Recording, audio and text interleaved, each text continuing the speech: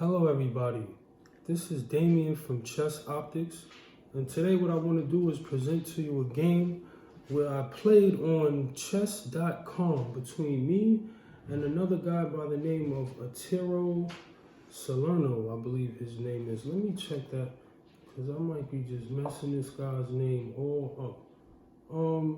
Yeah, it's Arturo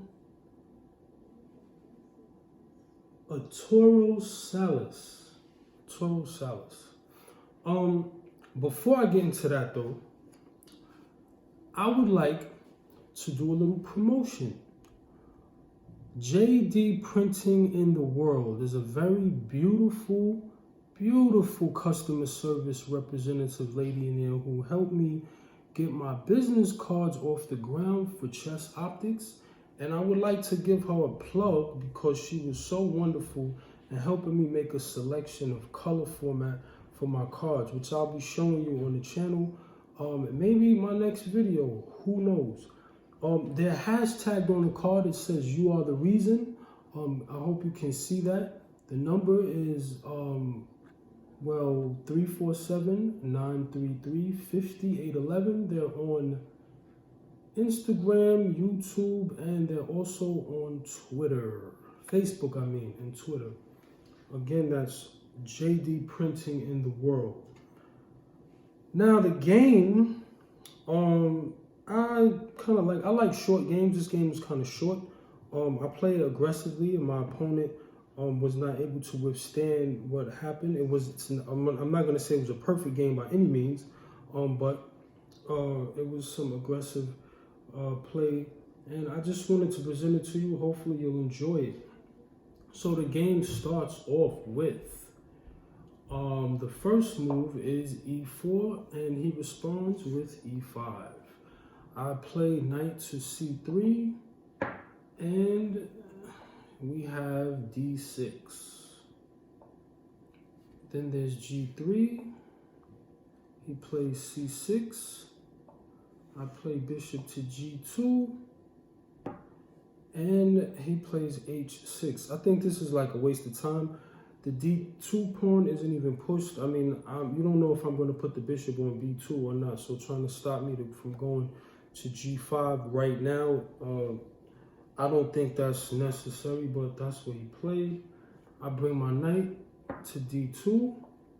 He brings the bishop over to g4. Again, this is another move which I would have personally probably stopped at e6 because this is not really pinning the knight to the queen. I could always push the pawn to f3.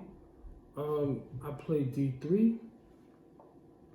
He plays his knight to d7. My bishop comes to e3. His knight goes to f6. I bring the queen to d2. He pushes to g5. Presumably this is the reason why he played h6, to support the g5 push, and I guess he thinks he's restraining the bishop. I play h3. The bishop moves back to h5, and I castle queenside. Normally in the Viennas that I've seen, white usually castles kingside, but in this particular situation, I went queenside because he's already started advancing, ladies and gentlemen. His pawns on the king side. I do not want to put my king in a line of potential fire where he's trying to open lines. So I went to the queen side. He puts his bishop on g7, and I push on f4. He captures the e-pawn, capture with my g-pawn, and now he decides to take my knight on e2 with his bishop. My queen captures back. His pawn captures on f4. My bishop captures back. He brings the queen to c7. And here I push, opening up my bishop, and my queen on the file where his king is. I push the pawn to e5. This may have not been the best move, but this is what I played. He captures. I push.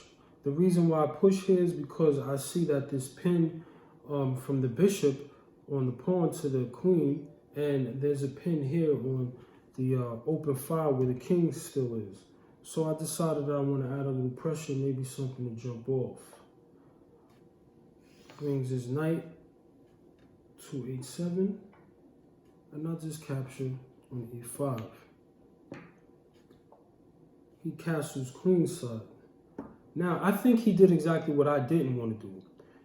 My bishops are aiming here. My rook has a potential access to the queen side, and he decides to go this way, but he couldn't stay in the center of the board. There was a lot of pressure on the king side, at least to me. Maybe I'm just imagining things, but we'll see. The knight goes to e4. The bishop captures the e5 pawn. And, well, what do you think I played here? Of course, I'll give you 3 seconds. 1, 2, 3. I did not capture back, ladies and gentlemen, with my bishop. I put my knight on d6. This is X-ray defense with the bishop and the rook. So he captures my knight, and I can capture with no worry about the queen capturing me because the rook is protecting the bishop, but I get another tempo. This is key. And when you're attacking, you want to have tempo. It forces your opponent to respond to your threats. He has to move the queen, right? He moves his queen out to b6. And as I was speaking of earlier, this rook has the opportunity to now get to the queen side.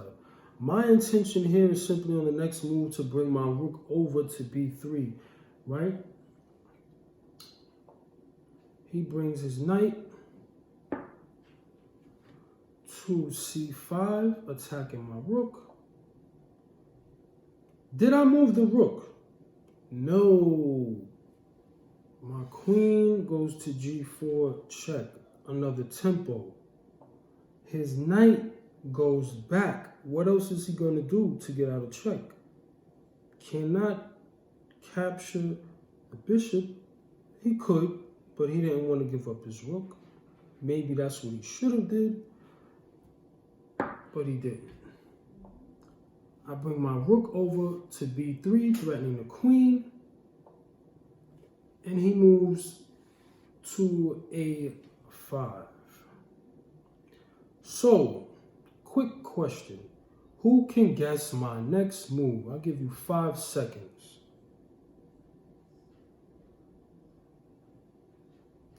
Time is up. If you saw my next move, which is bishop captures c6, call yourself a tactician.